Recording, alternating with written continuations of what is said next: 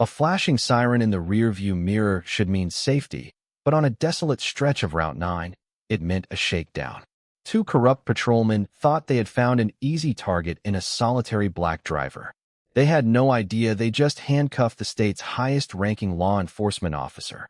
The rain was coming down in sheets, hammering against the windshield of the 1994 Ford Crown Victoria.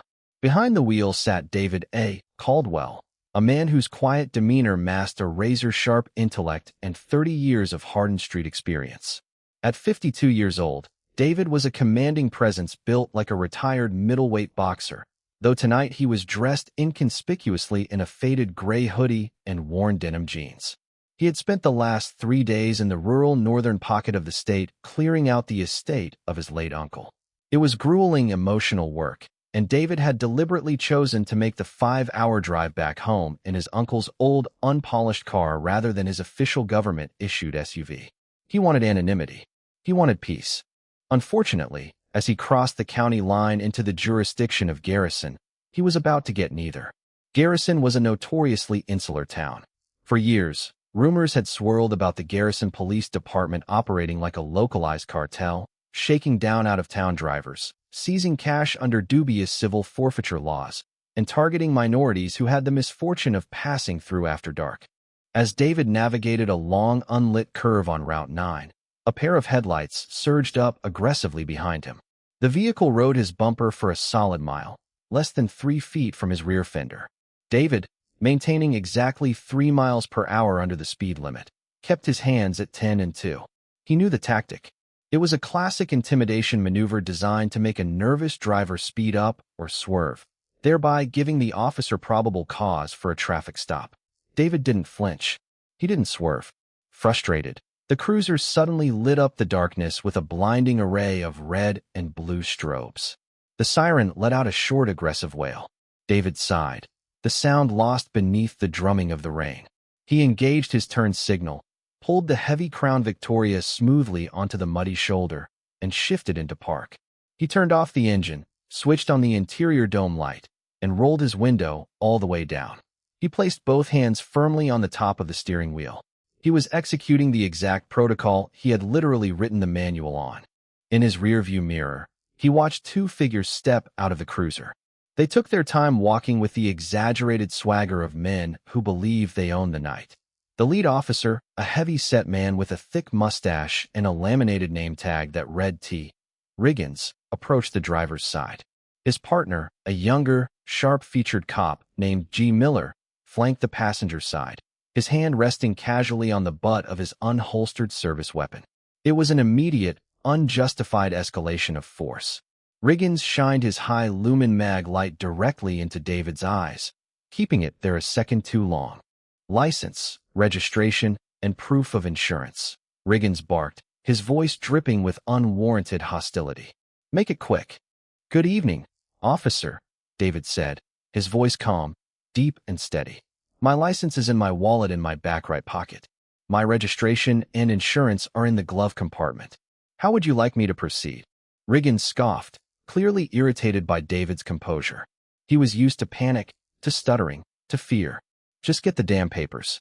No sudden movements, or my partner over there is going to have a problem with you. David moved slowly, deliberately. He retrieved the documents from the glove box and handed them out the window, followed by his standard driver's license. It was his personal license bearing his home address and the name David A. Caldwell. It did not list his occupation. His official badge and credentials were locked in a biometric steel lockbox, bolted to the floorboard of the trunk. Riggins snatched the cards.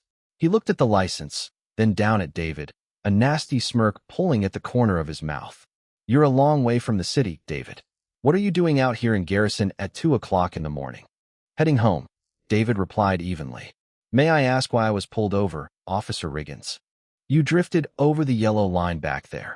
Riggins lied without missing a beat. And your tail light is flickering. Looks suspicious.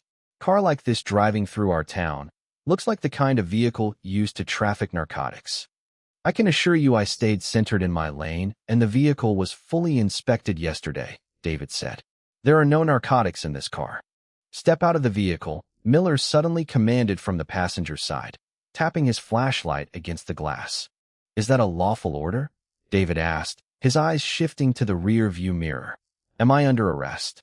It's an order because I said it's an order, Riggins snapped, pulling his own weapon halfway out of its holster. Get out of the car right now. Hands behind your head. David knew the law better than any man in the state. He knew they had no probable cause to order him out, let alone search the vehicle.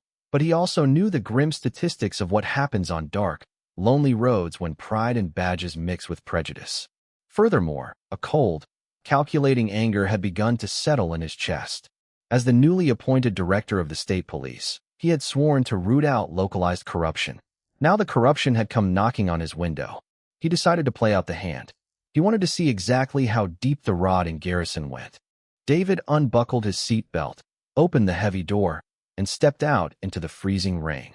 Before he could even interlace his fingers behind his head, Riggins grabbed him roughly by the collar of his hoodie, spun him around, and slammed him chest first against the wet metal of the Crown Victoria. Spread him, Riggins yelled, kicking David's ankles apart with unnecessary force. Miller came around the back of the car, pulling a pair of steel handcuffs from his belt. Without reading him his rights, without stating a charge, Miller cranked David's arms back and snapped the cuffs tightly onto his wrists, squeezing the metal teeth down until they bit into David's skin. What are the charges, officer? David asked, his voice remaining eerily flat despite the pain. Suspicion of driving under the influence, resisting a lawful order, and we'll probably find some contraband once we toss this piece of junk, Riggins sneered, patting David down aggressively. Finding nothing but a set of house keys and some loose change, Riggins shoved David toward the back of the cruiser. Put him in the cage, Riggins told Miller. I'm going to search the ride. Sitting in the back of the cramped plastic-lined police cruiser, the rain drumming on the roof, David watched through the mesh partition as Riggins tore through his uncle's car. The officer ripped the glove box off its hinges, threw the floor mats into the mud, and slashed the lining of the back seat with a pocket knife. They were destroying property, conducting a blatantly illegal, warrantless search, and violating half a dozen civil rights. They found nothing. Visibly furious, Riggins stomped back to the cruiser, soaked and scowling. He slammed the driver's door shut and turned around to glare at David through the partition. You got lucky, David, Riggins spat. But you're still going for a ride. We're going to tow your car and lock you up for a suspected DUI. Let's see how much you like Garrison's hospitality. David leaned back against the hard plastic seat, the tight steel cuffs biting into his wrists. He didn't say a word. He just memorized their badge numbers.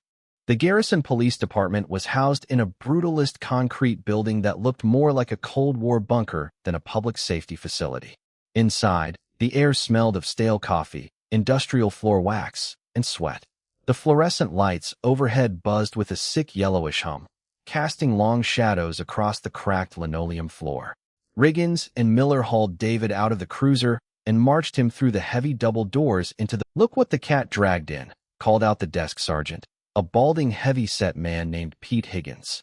Higgins was leaning back in his chair, feet propped up on the desk, casually eating a powdered donut. Another late-night customer, Tommy?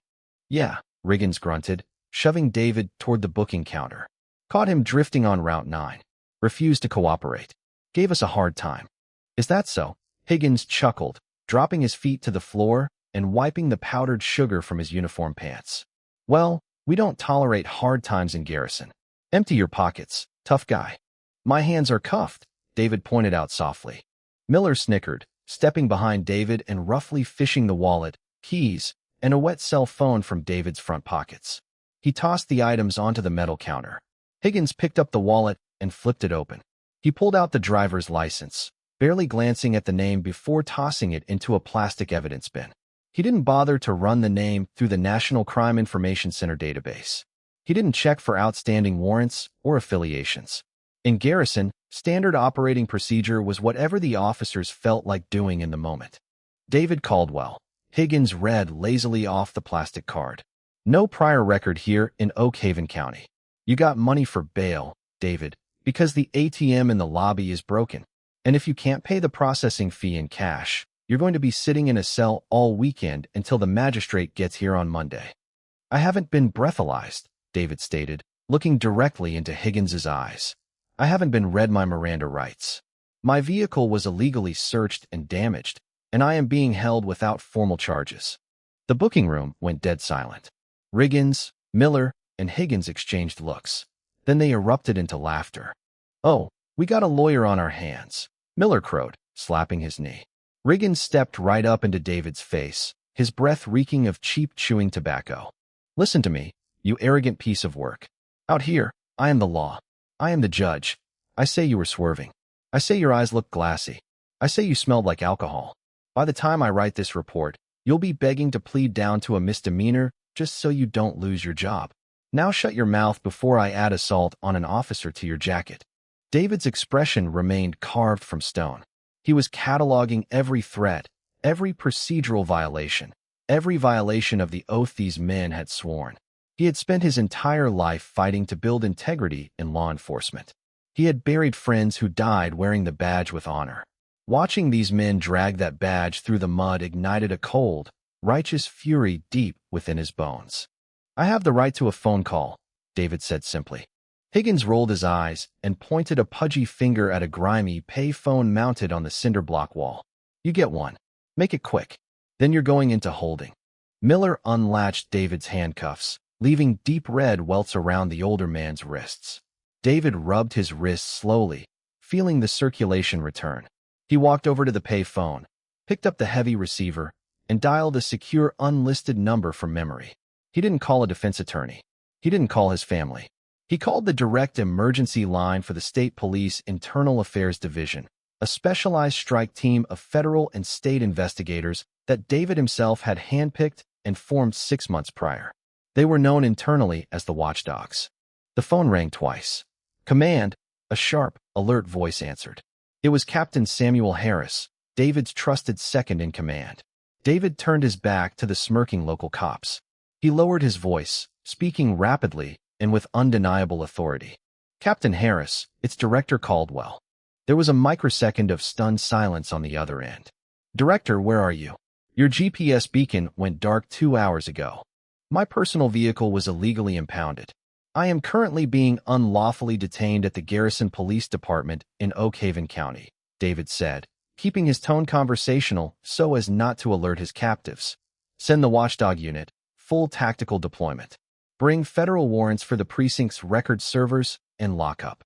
I want the FBI Civil Rights Division notified, and I want the State Attorney General on standby." "Copy that, Director." Harris's voice turned lethal. "We are wheels up in 5 minutes. ETA to your location is 45 minutes. Are you safe?" "I'm fine," David replied. "Let them dig their graves a little deeper. Do not call this precinct. Do not give them a heads up. When you arrive, lock the building down. No one gets in or out." "Understood, sir. See you in 45. David hung up the phone. He took a deep breath, letting the tension bleed out of his shoulders. When he turned around, Riggins was leaning against the booking counter, tapping a nightstick against his palm. "Who'd you call, Davy?" Riggins mocked.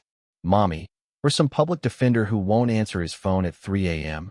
"I called a friend," David said, walking willingly toward the heavy steel door of the holding cells. "Someone who handles my logistics." Higgins buzzed the heavy iron door open. Riggins grabbed David by the shoulder and shoved him roughly down a dark, narrow corridor smelling of urine and bleach. He pushed David into cell number 3, a barren concrete box with a single stained aluminum toilet and a metal slab for a bed.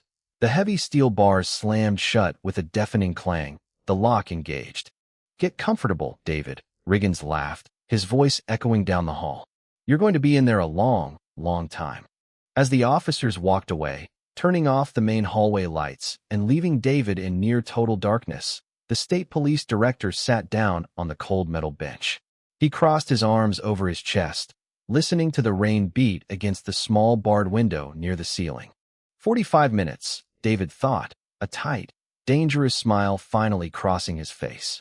"Enjoy the power while it lasts, boys." For 40 minutes, the Garrison Police Department remained a sanctuary of localized tyranny.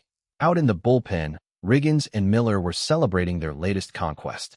They had ordered a late-night pizza, propped their muddy boots on their desks, and were loudly dividing the small amount of cash they had illegally seized from another driver earlier that week. Pete Higgins sat at the dispatch desk half asleep, the police scanner emitting a low, rhythmic static. The storm outside continued to rage, the thunder masking the sound of what was approaching on Route 9. Inside cell number 3, David A. Caldwell sat in absolute silence. He had mentally— "Shut your mouth, Officer Riggins," Harris snapped, his voice slicing through the room like a scalpel. As of this exact second, the Garrison Police Department is under the direct receivership of the State Attorney General's office. You are all subjects of a federal and state criminal investigation. Harris marched directly to the dispatch desk, looking down at the cowering Higgins. "Where are the holding cell keys?" I don't know what you're talking about," Higgins stammered, his eyes darting to the heavily armed operators securing the exits. "We just have a local DUI in lockup. Refused a breathalyzer. That's it. The keys. Now," Harris repeated, his tone leaving absolutely no room for negotiation. Trembling violently, Higgins reached onto the desk and slid a heavy brass ring holding 3 skeleton keys across the counter. Harris snatched them up. "Captain," one of the watchdog operators called out from the back hallway. "We have one individual in cell 3. The rest of the block is empty." Harris didn't even look at the local officers as he walked briskly past them. "Disarm them," he ordered his men. "Strip them of their badges. If they twitch, drop them."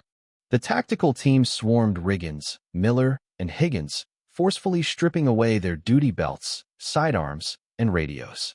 Riggins struggled momentarily, his ego refusing to let him submit.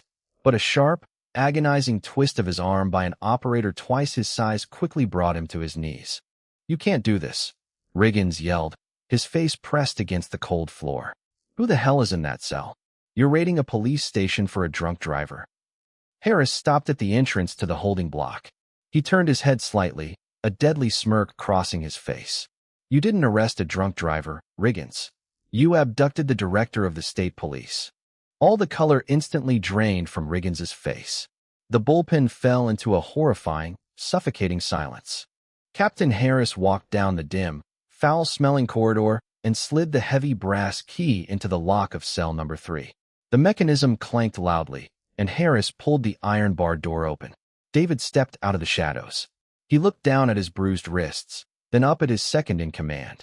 "Director Caldwell, are you injured, sir?" Harris asked, his posture straightening into a rigid salute.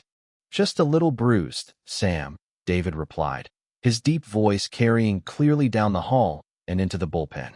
"Good response time. Did you bring the warrants?" "Signed by the Chief Justice herself, sir," Harris said, handing David the leather folder. "We have authorization to seize all servers, body camera footage, dash cam drives, and physical records going back 5 years. The FBI is locking down their bank accounts as we speak." "Excellent work." David adjusted the collar of his faded hoodie, rolling his shoulders to work out the stiffness of the concrete bench. He walked out of the holding block and stepped into the bright, buzzing light of the main precinct. Riggins, Miller, and Higgins were kneeling on the floor, their hands zip-tied securely behind their backs. They looked up as David emerged. The man they had shoved, mocked, and illegally detained just an hour ago was now standing before them, flanked by heavily armed state operators who treated him like royalty. The realization hit Riggins like a physical blow. The David he had threatened with a felony charge wasn't a helpless civilian. It was David A. Caldwell, the legendary former homicide detective who had recently been appointed to clean up the state's most corrupt municipalities. "You," Riggins whispered, his bravado entirely evaporated. "You set us up." "I was driving home from my uncle's funeral," David said quietly, stepping closer to the kneeling officer. He looked down at Riggins, his expression devoid of sympathy. "I was following the speed limit. I was minding my own business. You set yourself up, Riggins. I just gave you the rope, and you eagerly tied the noose." "Director, please," Miller begged, tears welling up in his young eyes.